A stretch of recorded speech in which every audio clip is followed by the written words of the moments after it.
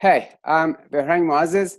I want to welcome everyone to Biohack Real podcast interview with Matthijs Diederiks. Was it correct? Yeah, Diederiks. Diederiks, my Yes. apology. So Matthijs is creator of Future Food documentary. He is joining me from Amsterdam, Netherlands. In January 2016, Matthijs got introduced to complete foods from Soylent, which is a company based in US producing complete food in liquid form. Later in September 2016, he decided to live on complete foods solely for 12 months and make a documentary about his experimentation. His social media are Instagram, Future Food Documentary, his YouTube channel, Future Food _IO, and you can find him blogging on Estimate as Future Food. Matthijs, take a minute and fill in some gaps from intro and give us a little of glimpse into your personal life. Well, yeah, thank you for having me first and foremost. It's really nice to, like I said in the introduction, to have actual connections through social media. It's really nice to see that these things really work. Very true. As a matter of fact, without Instagram, this whole project would never ever happen. I met so many inspiring people, and I met a lot of actually brands as well that participated in this project through Instagram. One of the gaps, well, maybe it's not a gap, it's more of an adaptation. I think for me, talking about biohacking and talking about, cognitive performance enhancement, it's really interesting because if you would tell me this like 2 years ago, I would have laughed really hard because I would ask, what are all these things meaning? What is this? I have no idea. I sort of rolled into this whole project due to commercial work I did. At the end of 2015, I made a commercial for a Dutch brand similar to Soylent. They were called Joylent back in the day. And that was my introduction to this complete food. So I was a bit skeptic in the beginning. I did the commercial, and through the commercial, I started researching these types of foods. And I quickly learned that there was a lot of people living on these types of foods, more than just one meal a day, which got me really excited because I understood that this could actually exist. Like, this is a real thing. People are enthusiastic about it. And they report back pretty good results. So it didn't took me long to get this idea, like, wait a minute, what if you do this for a whole year to sort of test, first of all, if it's possible and to see if all those claims are true. But second of all, to create a very interesting story about what happens to your life, to your social life, most of all, if you don't participate in the actual food culture that surrounds you, if you become like an outsider, like a stranger. Mm-hmm. So that was the initial movement for me to go into this direction. And that's kind of how I discovered all these things about biohacking, about nootropics, and measuring your quantums, or how do you say that, measuring your sleep or your heartbeats. Yes. And all those things that came on my path through that. Yeah. It seems you've done a lot regarding biohacking, so that's amazing. Yeah, perhaps, yeah. Okay, and so tell us, what does complete food mean? So our audience probably they don't know what complete food means, and what you mean by liquid food. Yeah, so in the beginning, when I just started, these things were still called meal replacements. But I think that's a bit of an understatement, because a meal replacement is typically something that, gets you satiated for, let's say, a couple of hours. Exactly. But the big difference with complete food is that it's based on the recommended daily intake that the food institutes provide. And I think overall, I think Northern America and Europe, there's quite the same, those recommended daily intakes. I don't know them by head because it's a pretty large list, but what it means is that that all the macros and the micronutrients, mm-hmm. they're sort of put together in the sense like, this is what you should have. And what these complete food brands do is they look at those recommendations and they implement that in their ingredients. Mm-hmm. Most of them are powder form. You mix it with water, just like a protein shake. Uh-huh. But so the big difference is the nutrition that you get. Okay. This is something that I had to explain a lot the last year because people didn't understand that I was living on protein shakes. So I think now the word complete food is sort of adopted by, the complete food community, so to say. Yeah. For all the brands. And they are liquid. So there's a couple of brands that provide ready to drinks. Mm-hmm. But most of them are in powder form that you either mix with water or milk or, well, however you like. Okay, I see. So that was quite interesting coming across your profile. I've started biohacking myself back in fall 2013. And I got introduced to Dave Asprey just by an accident. And my mind was blown away by the amount of material and basically information that he provided on his Facebook. I'm sure you know him. He's very elaborative in his knowledge, and I'm always blown away by the fact that he can just ram out facts after each other. It's crazy. It's almost like he had, one of those telescreens that has all the information. Yes. Like somebody's always behind the camera. That's the feeling I have with all those information. Yeah, it's crazy. Yeah. It's really crazy. So I owe a lot of my own better performance now to Dave Asprey, no doubt. And he's the person that initiated the thinking in me that, wait a minute, the food that you eat is really important and affects your mood. Yes. So tell us about the experience.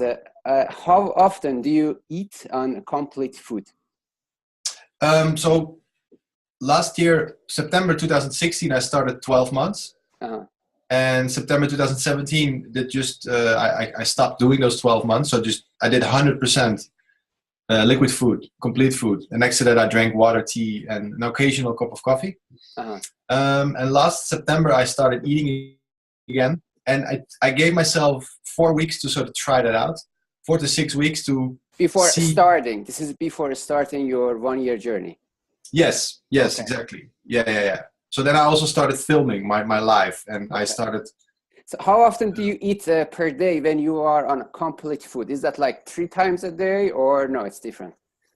Well, it depends. It depends on the brand that you use. If you because most of those brands are estimated for 2,000 calories a day, which is not enough for me. So it depends, but you could say that it's around 4 to 6 shakes per day. Okay. Yeah. I see. I myself don't believe in counting calories myself. Mm-hmm. And I can eat more than what's recommended. Exactly. Yeah. It also really depends on what you do that day. Exactly. You need more calories. Like desktop time doesn't need so much calories compared to like if you're actively in the city biking around. Right. Yeah. Right. So, how did your daily life change when you started your journey by going liquid on those foods? Well, it's funny because in the beginning, not much changed. I felt that like let's say the first month or so, it was more of an excitement. You're really sort of excited by everything, and you're talking with people and everything. Everybody thinks you're crazy, so you're trying to explain them you're not crazy. And then after 2 or 3, 4 months, it became very boring because it was so repetitive. Right. And I really started to miss like the food experience, and I felt very lonely. But at the same time, I felt very clear-minded. I slept really good. That's important. I don't know. I felt reborn. I said this to a lot of people. Like I literally felt like a newborn person. That's what I expected to hear. Yes, the social part could be a little bit lonely, but the effects you feel in your mood and your performance, it's mind blowing. Yeah. It's very strange to come across a feeling that you never knew you had, and reaching the potential that you didn't even know. Yeah. Exactly, and that made me really excited. It's like, wow, if such a thing even exists within myself, then what else is there to discover? So Jesus, yes. Yeah, it opened up all these doors for new potential, and I had the feeling like at the 4th or 5th month, like okay, so now I'm actually working from my strength, like from my actual power. Right. The ideas are more clear. I'm more confident. I'm more secure with myself. Like I don't have to make excuses, and it's just a whole avalanche of new, yeah, energy. Awesome. Awesome. So tell me about this. I watched your YouTube introductory video, Ah, and you mentioned there that well, you were introduced to this foods in probably January 2016, or as you said, late 2015. yes, And but it took you like a couple of months, maybe 10 months to decide to go on. almost. Yeah, yeah, yeah. Like So tell yeah, us what happened during those 10 months, that made you to decide eventually to go it was liquid. when I had the first idea. I think in February, like early February 2016, to sort of go into this. And I think Hmm. what with these kind of ideas, I always talk with good friends and like close family. Always, yes. And in the beginning, they are like, no, no, no, no, no, no, Matthijs, don't. This is stop. No. And it's like, okay, okay. But I kept thinking about it. I couldn't, you know, couldn't get it out of my head. So later I could talk again and again. And then my friends started noticing, okay, he's serious. And then they gave me more serious answers and told me about, well, you should be careful and the doctor and what you're going to do with it and what's the purpose. And the more I talked with it, the more people started to realize, like, okay, maybe it is not that such a crazy idea. And because I was so enthusiastic about it, and I told them all these facts and about nutrition, and I think what it also was is that I had to sort of, I think when I was like the time that was sort of dragging, Hmm. I think maybe there was also the sort of the old Matthijs being sort of insecure about an idea Uh-huh. and careful and sort of, you know, there was a summer, and during the summer there was a lot of alcohol, and there's all these things that sort of play, and at a certain point you start to feel like if I don't do it now it's not going to happen. So I think I also needed that build up to be ready for it, and like Okay. 100% confident that I could do it. Okay, I see. Yeah. So tell us how your alcohol consumptions made you to basically decide to go liquid. Yeah, the thing is that that's the funny thing. From January, so 6 months or 7 months before I started this diet, I didn't drink, and that was not really a specific choice. That So that sort of was happened. six months before when? Yeah, so that's like January 2016. Around the Uh-huh. time I was doing the commercial, I Okay. stopped drinking alcohol, Okay. and that was a bit of an sort of an accident almost. Uh-huh. Like I look back, it's like, whoa, it's been 5 weeks that I drank because I was really busy with work, Okay. and then I realized that I didn't really needed it. So I thought, well, let's just see when the urge to drink comes back, and then I'll drink. Yeah. And that urge didn't really come Okay. until I sort of decided, like, okay, I'm going to do this project. This was around the summer of Uh-huh. 2016, so July, August. I started drinking again. And then in September, I stopped again for this project. Okay. Because you knew you were going to start in September, that's why you wanted to just say bye-bye to Perhaps I alcohol? think it was an unconscious thing, like maybe do it. You don't know, and also to sort of have like a goodbye with my friends. Uh-huh. So we Okay, can I see. celebrate one more time before the whole year. Totally It was a bit of a understandable. social. Sorry. Totally understandable, yeah. Yeah, yeah, yeah, yeah. But and I have drank alcohol recently, Hmm. a couple of times, and I'm not sure if it's for me anymore. Yeah, I notice that when I drink now, that it just I feel the amount of energy that I have to give in the next days. exactly. That's very true, yes. I still enjoy the moment, and Yeah.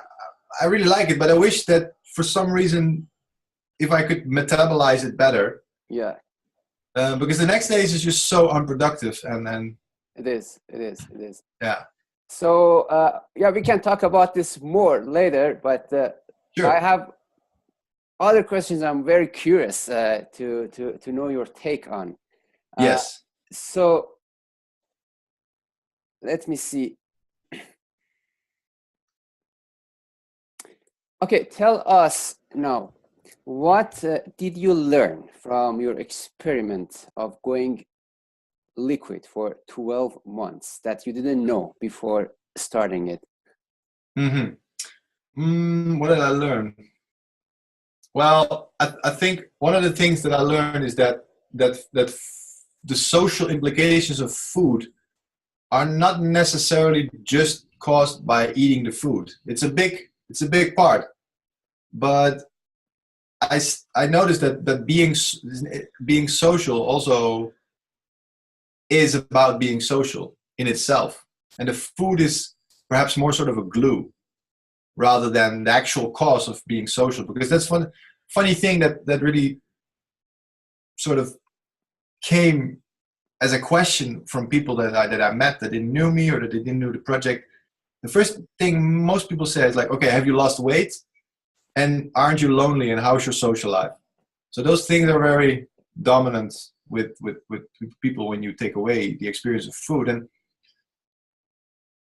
I think I can only speak for myself, but I think that the social aspect, yes, there was loneliness, but it was also um, perhaps that was also something because I was in a new situation. I put myself in such a new situation that I didn't know what kind of social rules were adaptable and how I could sort of Yeah, mold myself into it.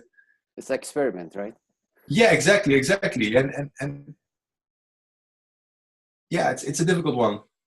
So, Um, so yeah, no, I totally understand that when you eat liquid food and you are on a restrict diet, uh, probably you people won't invite you if they're dining out. They could, but I don't know. It's possible that people don't invite you because they know that you're not gonna eat with them. But that's a bit what happened. Yeah. So every now and then I had to really make a bit more effort to meet people. And um, the thing is that actually what the diet did, it put me into like a monk mode, right, to be very alone and sort of think about, well, first of all, the project, because I did everything myself. I was like the director and the producer at the same time, right. and often also filming. So it takes a lot of time. It is, So in yes. that sense, it was also a very specific choice to become more holistic. But at the same time, I also felt that what I learned by being so extremely holistic for 1 year is that I noticed what I mentioned before, other strengths and other skills that I didn't even know existed within me. Of So in course. that sense, what it learned me is that maybe nowadays it's good to have those moments of complete serendipity and sort of, you know, Yeah, step out of your social life very to true. have a true chance to listen to yourself, Yeah, which is pretty difficult nowadays. Given the fact that we are 24/7 online, and yeah, there's a lot of pressure, social pressure, in terms of that if you don't reply in time, and yeah, there's all these little details that add up. That if you just sort of step out of that and yeah. really allow yourself to look within, I think that's one of the things that I learned is super important. Awesome, awesome, awesome. Yeah. I definitely think that yes, it helps with spirituality because you get more time for yourself.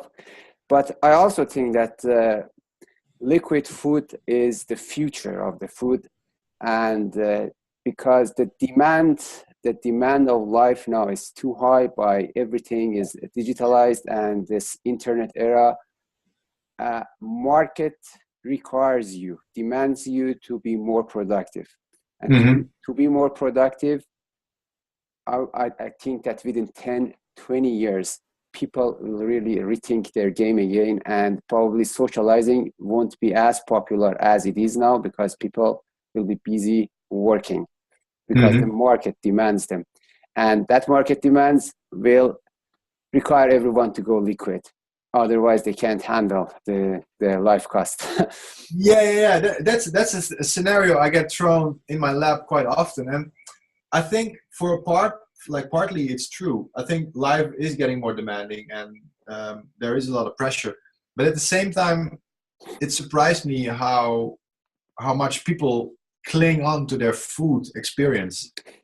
Yes. I think experience is really important. And maybe the way I look at these complete foods now being liquid, I think that's sort of the first step into a direction that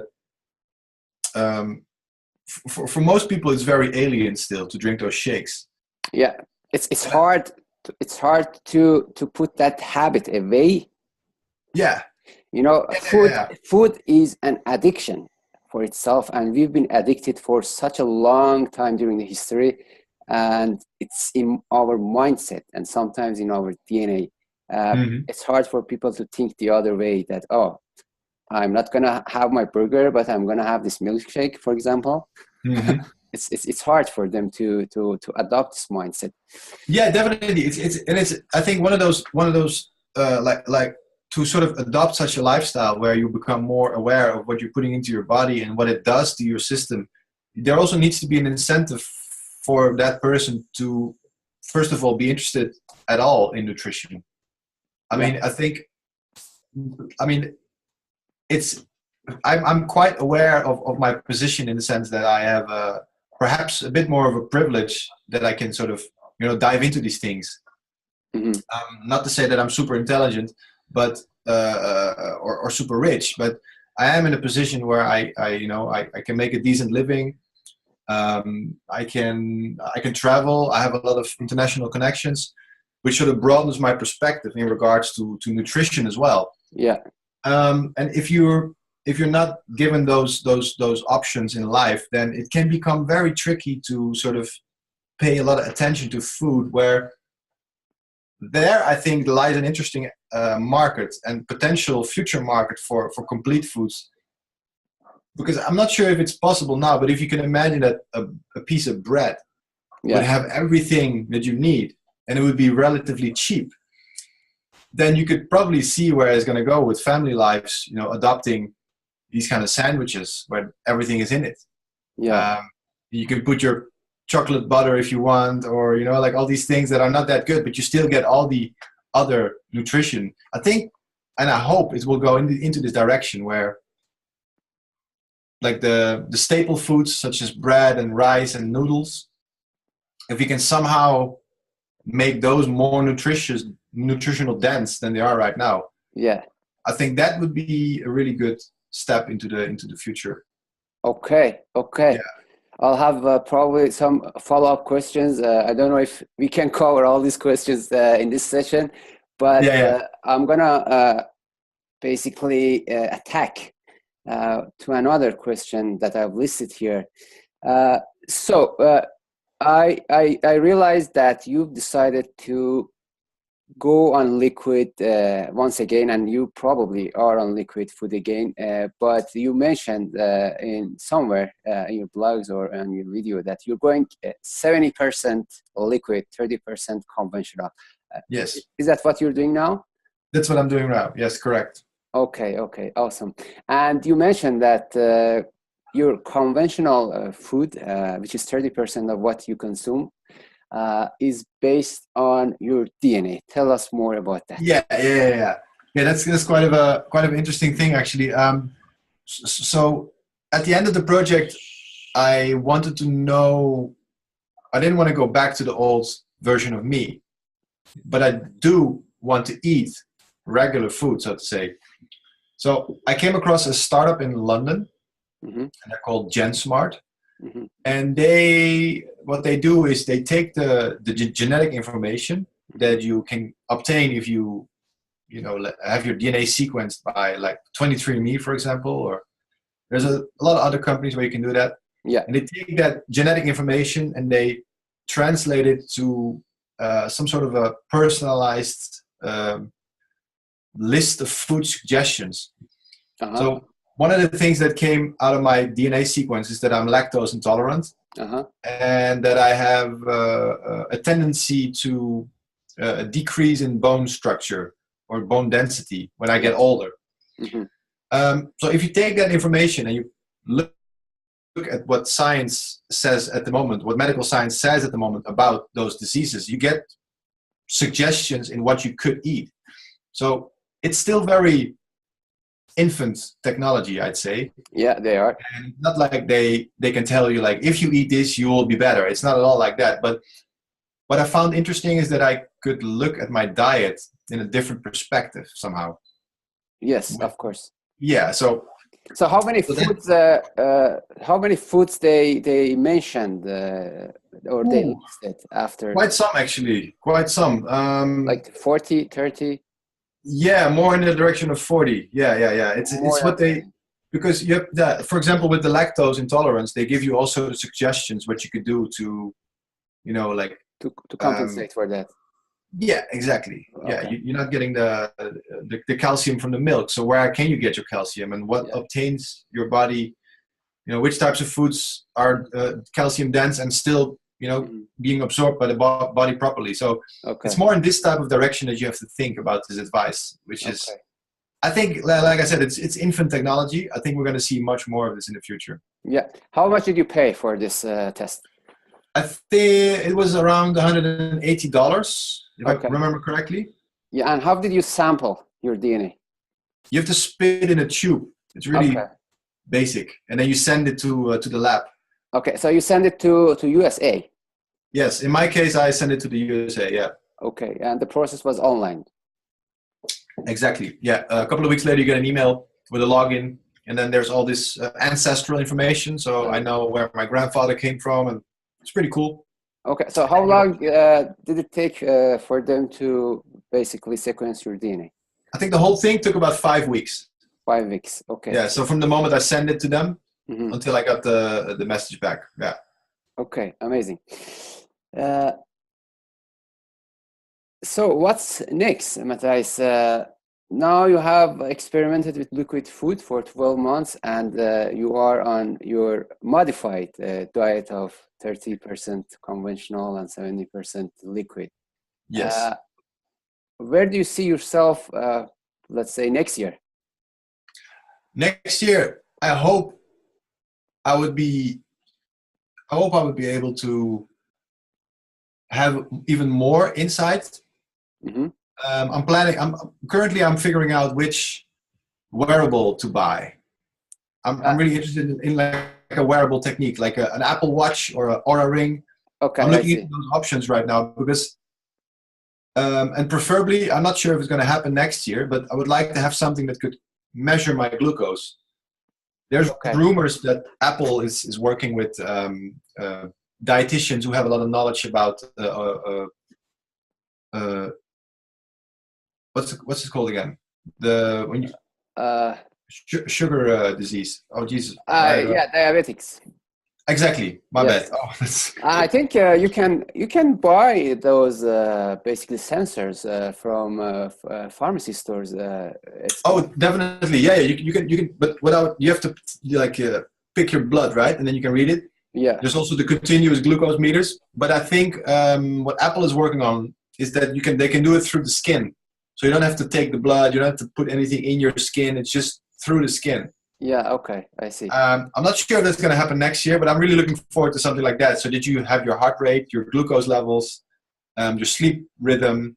Because I noticed with measuring my sleep last year, I got a lot of insight into what would work during the day and how it affected my sleep. And I would love to see more of that information just throughout the day, because I noticed that the more information you can obtain from yourself, it's not that you directly understand it or that you directly act upon it, but you get a better sense of who you are and what happens when you eat. Yeah. Or work out or sleep. And I believe that's also the future. I don't know if you've heard about Sapiens. It's the book by Professor Harari. Oh yes, definitely. You read that book, right? I read that book. Yeah. I really enjoyed it. Okay, so yeah, we're gonna have superhumans, and now we have biohackers, but these biohackers will be superhumans in, I would say, probably 15 years, 20 years, with the improvement in biotechnology and all this stuff. We're gonna have superhumans, and they're gonna do everything they can in order to scan themselves to read their symptoms and in order to increase their performance, that because the market is going to demand that. So yeah, that's very interesting. Exactly. Yeah. And I think everyone 30 years from now is going to do that, reading their body through those I senses. think so too. I think with these kind of technological developments, if you look at the past, there's always a group of people who were sort of, early adopt certain technologies before it goes mainstream. And I think that's what's going to happen with biohacking as well. And perhaps it's not even going to be called biohacking anymore, because that also has quite of a niche sort of context to it. I think in the future, people will just, like you said, measure. And like we all have a smartphone nowadays, and it's very normal to email and instant message each other. I think measuring yourself will be as normal, given like the next 10 to 20 years. Yeah, for sure. Yeah. Can't agree more. Okay, and I'm curious to hear about microdosing with LSD. Was that? Yes. Yeah, I saw that it was mentioned in one of comments that you left on Instagram. So tell us a little bit about that. Yeah, so microdosing LSD is something that came on my path through a good friend of mine, and also through the research within biohackers. I think the first biohacker that I interviewed were the people from OmniMind. It's a nootropic stack from Belgium. Uh-huh. And Lawrence, the biohacker that I interviewed, he mentioned that he did that in the past. Mm-hmm. And he also explained to me what his feelings were and how it was completely different, for example, something like modafinil or other nootropic stacks that he tried. And I have experience with psychedelics in the past. Uh-huh. I did quite a lot of mushrooms over 2015, 2016, where I sat down alone and meditated and ate shrooms to sort of get into a state where it became like therapy for myself. And so you do it still quarterly, right? Yeah, pretty much. It's pretty much the thing that reoccurs to sort of realign myself. And I would love to join you for one of your experiments. I don't know if... Yeah, I can imagine. Yeah. No, the thing is, what I'm also... Why I talk so openly about it is that I want to, well, maybe inspire people to go down a different route if they are struggling with questions that they feel they are there, but they can't quite get their hands on it. Obviously, you have to be extremely careful with these types of mind-altering substances. And I really took my time and I read a lot. I think I read for 2 years. It needs preparation. I agree. Yeah. 2013, I started reading books and started listening to podcasts, and because it's relatively easy to buy it here in Amsterdam. You can just go down a shop. It's super easy. I have never done it myself, but it's definitely in my bucket list. And it just surprises me that people use mushrooms as a entertainment drug. It doesn't make sense to me at all, because you really need to be prepared and really study what the heck you're going to get out of that.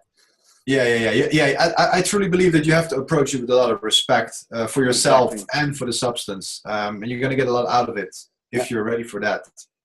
And I think, you should never. That's also how I started. I started very slow, build it up, sort of expand my borders gently.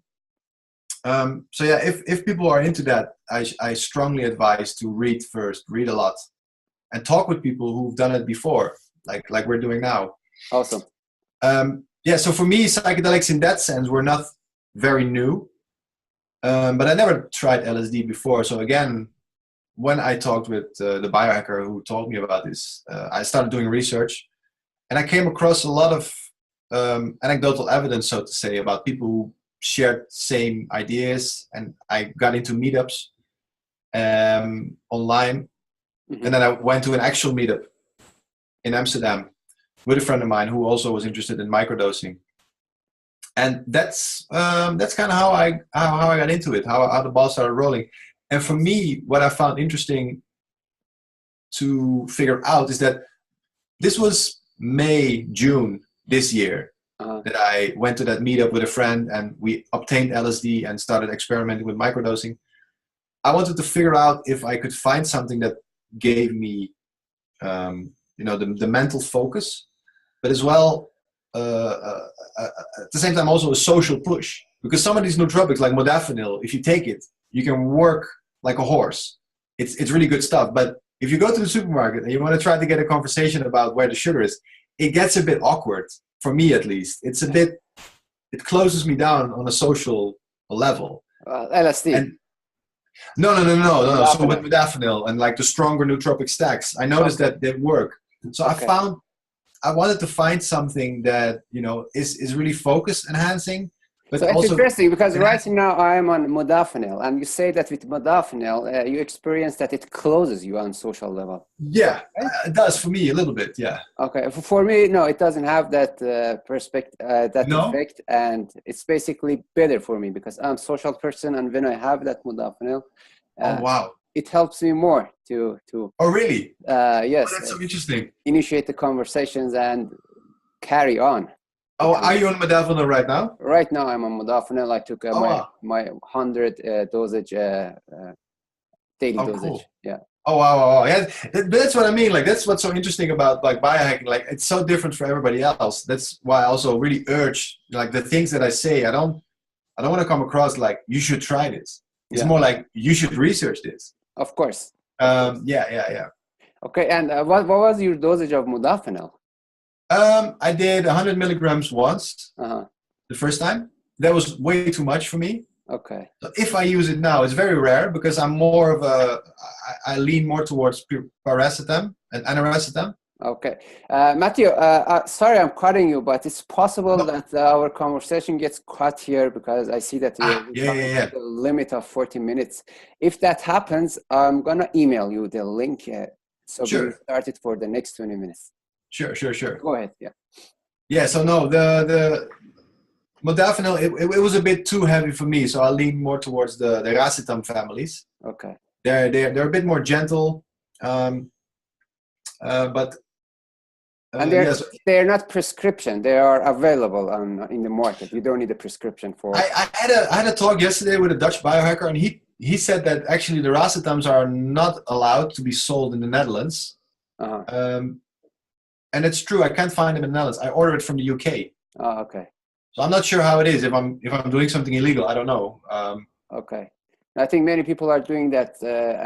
That's okay. There are a little gray areas about racetams, and it's different by country. So how did you find your experience with them compared to modafinil? The racetams, I noticed instantly that they're more subtle. More with modafinil. Once it starts working, you get into this horse mode, and it stays there, and it's a really good performance enhancement, I'd say, much better than Ritalin or Adderall or those types of things, which actually I used when I was a kid because I was diagnosed with ADHD. Okay, me too. I'm ADD. Yeah. So as a young kid, I used those substances on a daily basis for nearly 10 years. So when I took modafinil, I instantly got a flashback to, whoa, this is really reminded of my childhood. But perhaps maybe that's also why I lean more towards the racetams, because the racetams, they have a similar effect, but it's much more gentle and sort of fluent and easygoing, at least in my experience. Do you take racetams every day? No, I use the racetams when I have to write extensive or when I have to research extensive. I think my daily nootropic stack currently is L-theanine with L-tyrosine and DMAE. Okay, I don't know that. Yeah, those three compounds, and I mix that with my yerba mate tea. Okay, amazing. Yeah.